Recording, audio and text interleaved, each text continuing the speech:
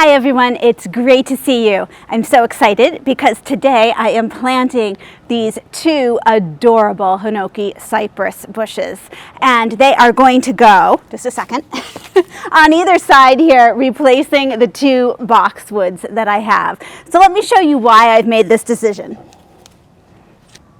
So here I am with this particular boxwood, and way back in the spring I sent in some samples from this boxwood to our university cooperative extension, and they let me know that the reason I was having leaf cupping and the leaves turning yellow is because I have boxwood psyllids.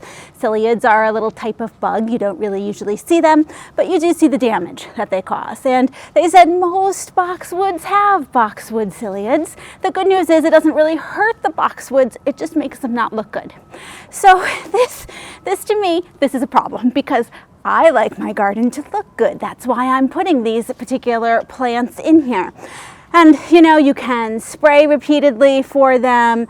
I'm not really good at spraying things. I like things to just take care of themselves. I also have, if you can see, this boxwood was here when we moved in, and the back half gets a lot of shade.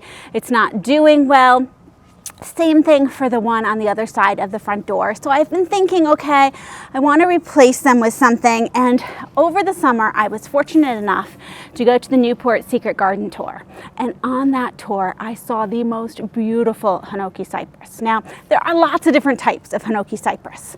I like the ones where the foliage is really dense and layered, and I just love this. So I don't know what kind that was, but I've been on the lookout for some Hinoki cypress, and wouldn't you know, this last weekend I found these little guys. So these are called Just Dandy Hinoki Cypress, and they are put out by the Iseli Nursery, and this is actually one of their seedlings that they produce themselves, and they are just adorable. What can I say? Now, these are considered to grow quickly, 1 to 3 inches a year, which still is not that quick. But for a Hinoki cypress, it's pretty quick.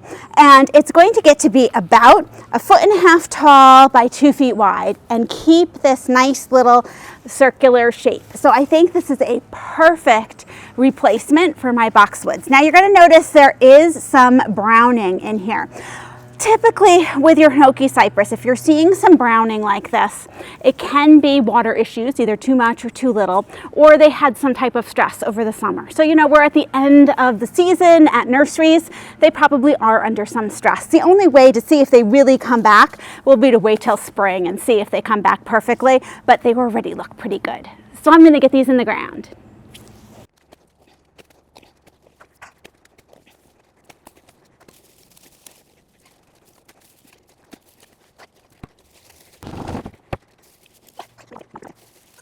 I'm just going to dig my hole here a bit. I do have some biotone.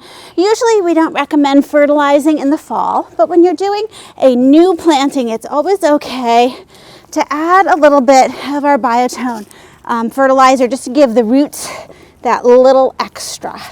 And I'm going to mound up around here so you can see it's on the high side. And then I want to step back and thinking it's going to get to be the 2 feet wide. Is that really where I want it? Oh, that's so cute. Okay, let's go to the other side.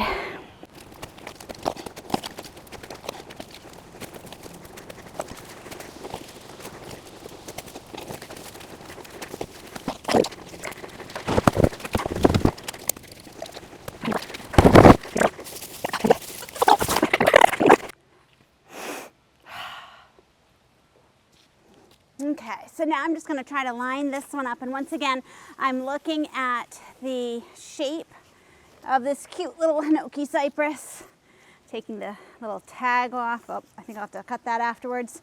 And once again, it's a little lopsided, so I'm going to put the larger side towards the back, and I think that'll be fine. Give it a little biotone starter fertilizer, and I'm keeping it on the high side here. There we go. So you want it a little high or just even with where the planter was. That looks good. Now let me me make sure it looks good with the other side. Oh, that's so cute.